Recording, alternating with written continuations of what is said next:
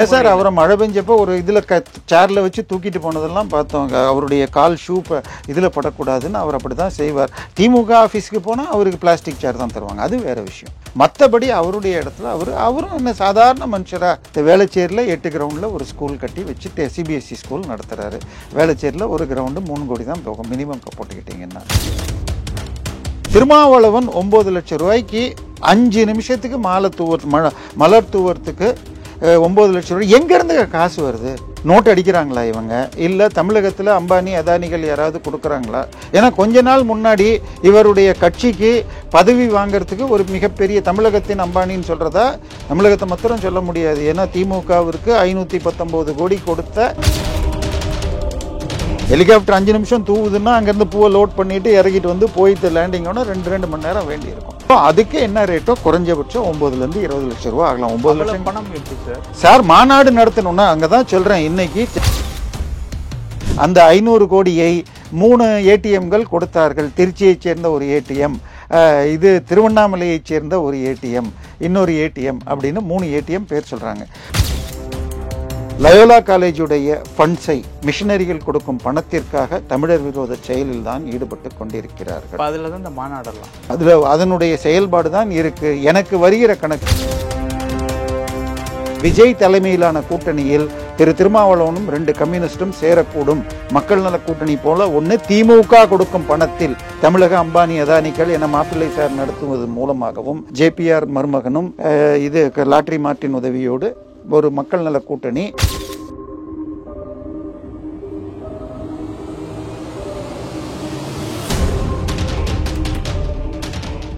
Real one நேயர்களுக்கு வணக்கம். இன்று நம்மளுடைய நேர்காணலுக்கு அரசியல் விமர்சகரான திரு தேவப்பிரியா அவர்கள் இணைஞ்சிருக்காங்க. சார் வணக்கம். வணக்கம்.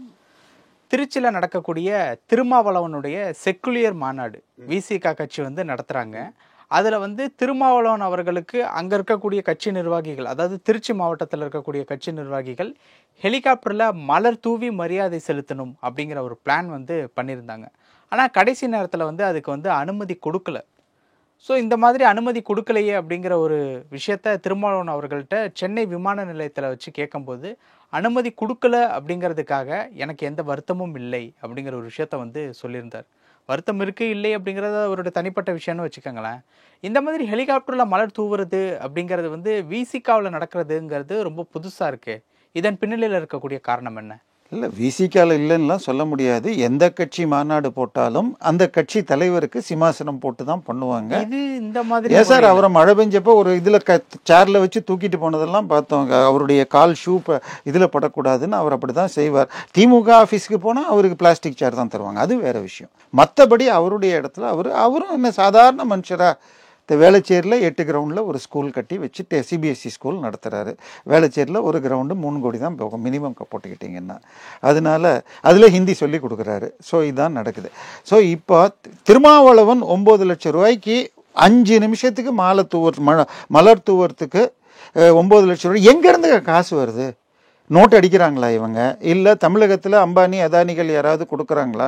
ஏன்னா கொஞ்ச நாள் முன்னாடி இவருடைய கட்சிக்கு பதவி வாங்கிறதுக்கு ஒரு மிகப்பெரிய தமிழகத்தின் அம்பானின்னு சொல்கிறதா தமிழகத்தை மாத்திரம் சொல்ல முடியாது. ஏன்னா திமுகவிற்கு 519 கோடி கொடுத்த மார்ட்டின் லாட்ரி அதிபர், அவர் மார்ட்டின் லாட்ரி ஒயிட்டில் தேர்தல் பாண்டாக தான் 519 கொடுத்தார். அது தவிர 3000 ஸ்வீட் பாக்ஸ் கொடுத்தாருன்னு சொல்லப்படும்.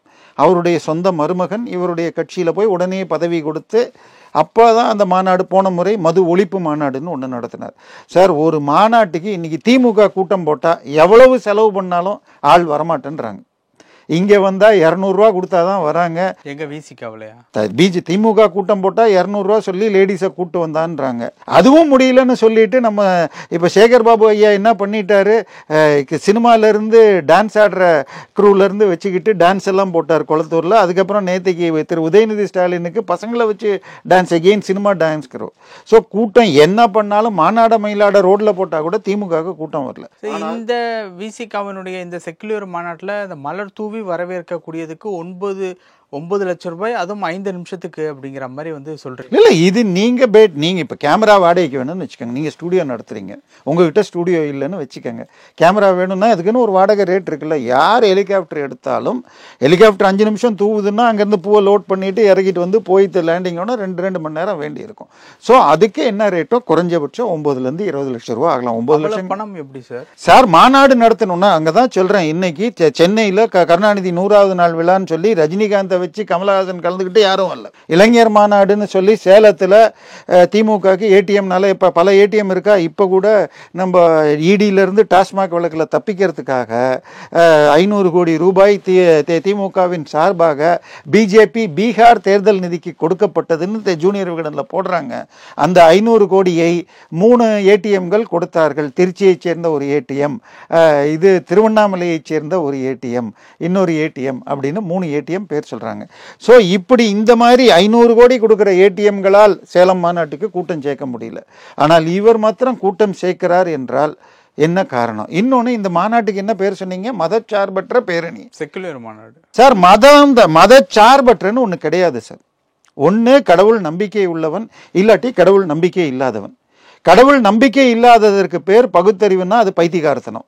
ஏன்னா திருவள்ளுவர் என்ன சொல்லிட்டாருன்னா, கடவுளை நீ வணங்கவில்லை என்றால் கண்ணு காது மூக்கு வாய் இல்லாதவன் அதை நீ பயன்படுத்தலைங்கிறார். ஸோ தமிழ்நாட்டில் ரேஷனலிசம், நம்பிக்கை, கடவுள் நம்பிக்கை இல்லைங்கிறத பகுத்தறிவுன்னு சொன்னால் அது பைத்தியக்காரத்தனம்.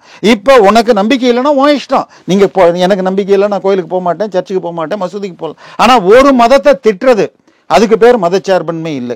இவர்கிட்ட ஏதோ கேட்டப்போ ஒரு மீட்டிங்கில் என்ன பேசினார் திருமாவளவன், கோயில்னா மசூதினா கும்பு மாதிரி இருக்கும், கோயில்னா அசிங்கமாக இப்படி பேசினார்னா அவர் அதுக்கு மன்னிப்பு கூட கேட்கல. அடுத்தது அதுக்கு பேர் என்ன, நம்மளுடைய நம்பிக்கை என்ன, மனிதன் மீண்டும் மீண்டும் பிறக்கிறான், கர்மானால திருப்பி பிறக்கிறான். இதை சொல்லிட்டு காந்தியடிகள் கொன்றவன் பயங்கரவாதி என்றால் காந்தியடிகள் கர்மாவை நம்பினார், அதனால் தீவிரவாதிங்கிறார். ஸோ இவர் முழுக்க முழுக்க, அதாவது திருக்குறள் முழுக்க முழுக்க கர்மாவை தான் நம்புது. இந்த பிறவியில் தப்பு பண்ணால் அடுத்த பிறவியில், இந்த பிறவியில் படித்தா ஒரு பிறப்பில் படித்தா 7 பிறப்பிக்கும் ஏமாப்பு தரும்ங்கிறார். ஸோ இப்போ திருவள்ளுவரை இவர் தீவிரவாதிங்கிறார். இவர் முழுக்க இன்னொரு மீட்டிங் ஒரு பாதிரியார் பணம் கொடுத்து திருவள்ளுவர் கிறிஸ்தவரான ஒரு நூல் 1977 வந்து கருணாநிதி உதவியுடன் 1983 அது PhD ஆச்சு. இந்த ஆட்சி திமுக ஆட்சி வந்த அப்புறம் எஸ்ரா சர்க்குணம் தலைமையில் நடந்த மாநாட்டில் இந்த ஆசிரியர் திருவள்ளுவர் ஞானஸ்தானம் பெற்ற கிறிஸ்தவர். இப்ப இவர் எங்கெங்க மதச்சார்பற்ற? திருக்குறள்ல எங்கெங்க கிறிஸ்தவம் இருக்கு? திருக்குறளை ஒரு தடவை படிச்சிருக்காரா? இவருடைய திருமாவளவன் ஒரு PhD வாங்குறாரு. என்ன PhD தெரியுமா வருது? படிச்சிருக்கீங்களா அது? அதாவது இதில் வந்து இதில் திருநெல்வேலி கிட்ட ஒரு ஊரில் அந்த ஊர் மக்கள் எங்களுக்கு ஜாதி கொடுமை நடக்கிறதுன்னு மதம் மாறுறாங்க. அப்போ முஸ்லிம்களாக மாறுறாங்க. மாறினவர்களில் பெரும்பாலானவர்கள் மற்ற முஸ்லிம்கள் பெண்ணெடுத்து பெண் கொடுப்பதில்லை, அவர்களை கீழ்ஜாதின்னு தான் பார்க்குறாங்க.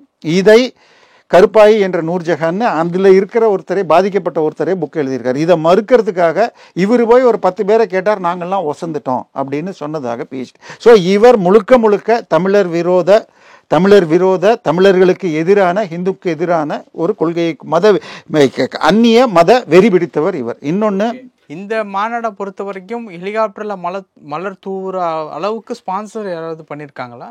சார், ஒரு மாநாடு நடத்தணும்னு சொன்னால், உதாரணமாக திரு விஜய் அவர்கள் விக்கிரவாண்டி மாநாட்டுடைய பட்ஜெட் 80 கோடி அப்படின்றாங்க. ஏன்னா மாநாடு மாத்திரம் இல்லை, அதுக்கு நீங்கள் போகிறதுக்காகிற செலவுகள், மக்கள் வர்றதுக்கு செலவுகள், அலங்காரம், உங்களை வீடியோ எடுக்கிறதுக்கு நீங்கள் 10 கேமரா செட் பண்ணி இந்த ஆங்கிள் அந்த ஆங்கிள் இப்படியெல்லாம் பண்ணணும்னால் குறைஞ்சபட்சம் 20 to 100 கோடி ரூபாய். இப்போ எங்கேருந்து வசூல் வருகிறது? இவர் 10 வருஷத்துக்கு முன்னாடி எப்படி இருந்தார், இன்னைக்கு எப்படி இருக்குது? அவர் இப்போ ஆஃபீஸ் தலைமை அலுவலகம்ங்கிறது அசோக் பில்லர் கிட்ட இருக்கு. அந்த அலுவலகத்தை ஒருத்தரை மிரட்டி தான் பிடுங்கி கொண்டார்னு வழக்கு நடந்தது. இப்போ செட்டில் பண்ணி ஏதோ அவுட் ஆஃப் கோர்ட்டில் பண்ணி முடிச்சுக்கிட்டாருங்கிறது. சரி, அந்த சொத்து எப்படி வந்ததுன்னு அதில் பிரச்சனைன்னு சொன்னால், வேளச்சேரியில் 8 கிரவுண்டில் அவருடைய இடத்துல, என் இடத்துல ஸ்கூல் நடக்குது, நான் வாடகை கூட்டிருக்கேன். 8 கிரவுண்டு வாங்குறதுக்கு உங்களுக்கு எங்கேருந்து வருமானம் வந்துச்சு? நீங்கள் என்ன தொழில் பண்ணுறீங்க? இப்போ இந்த மாதிரி மாநாடுகள் போட்டு எனக்கு சீட்டு அதிகம் கொடுக்கணும். இவருடைய கட்சி சார்பாக இன்னைக்கு MLAக்கள் இருக்காங்க, 4 MLAக்கள் இருக்காங்க. போன எலெக்ஷன்லாம் 20 சீட்டு வரைக்கும், 12 to 20 சீட்டு கலைஞர் இருந்தப்பயே வாங்கியிருக்கார். இப்போ வெறும் 6 சீட்டை வாங்கிக்கிட்டு நின்னார். அந்த 6 சீட்டில் 2 சீட்டு பொது தொகுதியில் நின்னாங்க. ஆளூர் ஷானவாசும் திருப்போரூர் சீட்டும் மீதி 4 தொகுதிகளும் தனி தொகுதிகள்.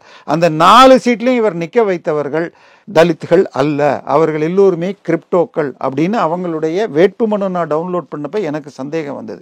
அதன் பிறகாக வேறொரு சேனலில் திரு தடா பெரியசாமி, நான் அந்த 4 பேர் வீட்டுக்கும் போயிருக்கேன், வன்னி அரசு, அதுக்கப்புறம் இன்னொருத்தர், அப்படி 4 பேருமே கிரிப்டோக்கள் அப்படின்னா நீங்கள் போலியாக நீங்கள் தலித்துகளாக இல்லாதவர்களுக்கு தலித் எஸ்சி சர்டிஃபிகேட்டை வாங்கிட்டு ஏமாத்துறீங்க. இதை பற்றி உச்சநீதிமன்றம் நீங்கள் கிறிஸ்துவராக பிராக்டிஸ் செய்து கொண்டு இந்து எஸ்சி சர்டிஃபிகேட் வச்சிருக்கிறது அம்பேத்கருக்கு செய்யும் மோசடி அப்படின்னு சொல்லியிருக்கார். இது சரி, திருமாவளவனுக்கு அம்பேத்கர் மேலே பக்தி உண்டா அப்படின்னு பார்த்தீங்கன்னா விருதாச்சலம் பக்கத்தில் பெரியப்பட்டினம்ன்ற ஒரு ஊர், அங்கே அம்பேத்கருக்கு விசிகாவினர் சிலை வைக்கிறாங்க. இவர் அங்கே முஸ்லீம்கள் அந்த ஊரில் அதிகம், அவர்கள் அப்ஜெக்ட் பண்ணுறாங்க. உடனே இவர் இவர் கையெழுத்து போட்ட கடிதத்துடைய காப்பி எங்கிட்ட இருக்குது, நாங்கள் அம்பேத்கர் சிலையை எடுத்துடுறோம்.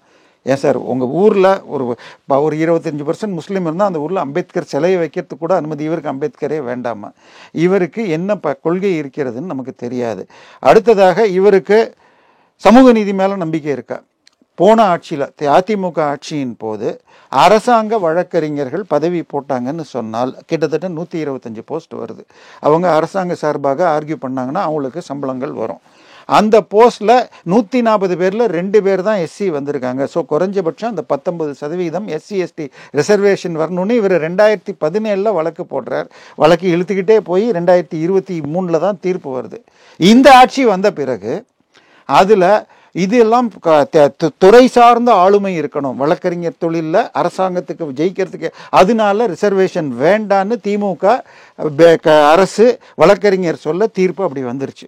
அதே மத்திய சுப்ரீம் கோர்ட்டில் உள்ஒதுக்கீடு, அருந்ததியர் உள்ஒதுக்கீடு செல்லும்னப்ப இவர் எதிர்த்து அப்பீல் பண்ணியிருக்காரு. ஆனால் இந்த வழக்கில் அப்பீல் பண்ணல. ஸோ எஸ்சி மக்களுக்கு திமுக துரோகம் பண்ணிக்கிறது. 130 போஸ்ட் எஸ்சி அரசு வழக்கறிஞர் போஸ்ட்டில் 2 பேர் கூட கொடுக்கலன்னா கிட்டத்தட்ட 19% போட்டிங்கன்னா 40 பேர் 30 பேருக்கு மேலே வரணும். ஆனால் 2 பேருக்கு தான் கொடுத்துருக்காங்கன்னா அதில் வாபஸ் வாங்கியிருக்காங்க. ஸோ இவர்கள் முழுக்க லயோலா காலேஜுடைய ஃபண்ட்ஸை மிஷனரிகள் கொடுக்கும் பணத்திற்காக தமிழர் விரோத செயலில் தான் ஈடுபட்டு கொண்டிருக்கிறார்கள். அதில் தான் இந்த மாநாடெல்லாம் அதனுடைய செயல்பாடு தான் இருக்கு. எனக்கு வருகிற கணக்கு இப்போ திமுக கூட்டணி இன்னைக்கு என்ன எப்படி இருக்குன்னு தெரியும். 2 நாள் முன்னாடி பார்த்தீங்கன்னு சொன்னால் சிபிஎம் உடைய செக்ரட்டரி என்ன சொல்லியிருக்கார், திமுக 505 இது வாக்குறுதிகள் கொடுத்து ஒரு புஸ்தகம் கொடுத்தாங்க. அந்த 505ல் 98% வாக்குறுதிகள் நிறைவேற்றப்படவில்லைன்றார். நம்ம அண்ணாமலைஜி கூட 10% நிறைவேற்றினார், இவர் 98% இல்லைன்ற 2% தான் நிறைவேற்றினார். நாங்கள் கண்டிப்பாக அதிக சீட்டு கேட்போன்னு இருக்காங்க. அடுத்தது பார்த்தீங்கன்னா திருமாவளவனும் நாங்களும் அதிக சீட்டு கேட்போன்றாங்க. அதாவது சார் 2001 திமுக 180 சீட்டில் நின்று 30 சீட்டில் ஜெயிக்கிறாங்க. அதிமுக 140 சீட்டில் நின்று 130 ஜெயிக்கிறாங்க. 2006 அதிமுக 180 நின்று 63 தான் ஜெயிக்கிறாங்க. திமுக 140 நின்று 96. எத்தனை சீட்டில் கூட்டணி ஜெல்லாகணும்? இன்னைக்கு திமுக கூட்டணி பெரிதாக உடைஞ்சிருக்கு. இப்பொழுது விஜய் வந்துள்ள நிலையில் விஜய்க்கு அதிகமாக ஃபண்ட்ஸ் போக ஆரம்பித்திருக்கிறது. ஏற்கனவே லாட்ரி மாற்றின பார்த்தோம். இப்போ இன்னொரு மிகப்பெரிய பண முதலை ஒன்று விஜய் கட்சியில் சேர்ந்திருக்கிறது. ஜேபிஆர் உடைய மருமகன் போய் விஜய் கட்சியில் சேர்ந்து அவருக்கும் பதவி கொடுக்கப்பட்டுள்ளது. எனவே விஜய் தலைமையிலான கூட்டணியில் திருமாவளவனும் 2 கம்யூனிஸ்டும் சேரக்கூடும். மக்கள் நல கூட்டணி போல ஒன்று திமுக கொடுக்கும் பணத்தில் தமிழக அம்பானி அதானிகள் என மாப்பிள்ளை சார் நடத்துவது மூலமாகவும் ஜேபிஆர் மருமகனும் இது லாட்ரி மார்ட்டின் உதவியோடு ஒரு மக்கள் நல கூட்டணி திருமாவளவனை சீஃப் மினிஸ்டராக வச்சு வரும் என்று கூட சொல்லப்படுகிறது. அடுத்த 2 மாதத்தில் நிறைய உங்களுக்கு காத்திருக்கிறது சார். இந்த பணம் மாநாடுக்கு போயிருக்கு அப்படிங்கிறதுல ஓரளவு உண்மை இருக்கு அப்படின்னு நம்ம எடுத்துக்கலாம் சார். அவர் கணக்கு கொடுக்கட்டுமே சார். 200 ரூபாய்க்கு மேலே டொனேஷன் வாங்கினா யார் கொடுத்தாருன்னு காட்டணும்னு சட்டம் இருக்குது. 20,000க்கு மேலே இருந்தால் செக்கில் தான் வாங்கணும்னு இருக்குது. இப்போ இதுக்கு மாத்திரம் 9 லட்சம்னு சொன்னால் எப்படி வாங்கணும், யார் கொடுத்தாங்கன்னு சொல்லி கணக்கு கொடுக்கணும். சும்மா கந்தன் கோவிந்தன் சொல்லாமல் வாங்குற எல்லாருடைய பேன் நம்பரோட கொடுங்க. அப்படி பண்ணாதான் நேர்மை. அதை விட்டுட்டு அம்பானி அதானின்னு சொன்னால் எப்படி நீங்கள் போன வருஷம் ஒரு மாநாடு போடுறீங்க, இப்போ இன்னைக்கு ஒரு மாநாடு போடுறீங்க? இதுக்கெல்லாம் எப்படி உங்களுக்கு அந்த வேளச்சேரி லேண்டை யார் காசில் வாங்கினீங்க? இதுக்கெல்லாம் நீங்கள் கணக்கு கொடுக்கலன்னா, ஏன்னா இது திமுக கூட்டணி நிற்கிறவங்களுக்கு காசு கொடுக்குறாங்கன்னு சொல்லி நமக்கு தெரியும். 2019 தேர்தலில் சிபிஎம்முக்கு 10 கோடி, சிபிஐக்கு 15 கோடி, கொங்கு ஈஸ்வரன் கட்சிக்கு ஒரு 15 கோடி, 40 கோடி கொடுத்தான்றாங்க. ஆனால் கொடுத்தது கணக்கில் வந்தது 25% கேஷாக கொடுக்கப்பட்டது, இன்னொரு மடங்குன்னு சொல்கிறாங்க. 21 தேர்தலில் கொடுத்ததாக வரல. ஏன்னா சிபிஎம் காரங்க ரொம்ப கோச்சிக்கிட்டீங்களாம், ஏன் இதெல்லாம் கணக்கில் காட்டினீங்கன்னு. ஸோ 21 தேர்தலில் சீட்டை குறைச்சிக்கிட்டாங்கன்னால் இவர்கள் ஸ்வீட் பாக்ஸாக கேஷாக அனுப்பிச்சார்கள்னு வருது. ஸோ இப்போ எப்படி நடக்குது? ஏன்னா திரு கமல் தனி கட்சியாக 2021 இருந்தப்போ டெல்லியிலேருந்து 200 கோடி ஸ்வீட் பாக்ஸாக வந்தது என்றும், திமுக தனியாக 500 ஸ்வீட் பாக்ஸ் போனது என்றும் செய்திகள் உண்டு. எனவே இந்த முறை ஓட்டை, திமுக எதிர்ப்பு ஓட்டை பிரிப்பதற்கு திருமாவளவனை சீஃப் மினிஸ்டர் என போட்டு விஜய் கட்சி ஒரு கூட்டணி அமைக்கும், இந்த தேர்தலில் நான் இல்லை என்று வரக்கூடும் என்பது பல அரசியல் பார்வையாளர்கள் கருத்து. ஓகே சார், பல விஷயங்கள் பகிர்ந்துக்கிட்டீங்க. நேரத்துக்கு ரொம்ப நன்றி.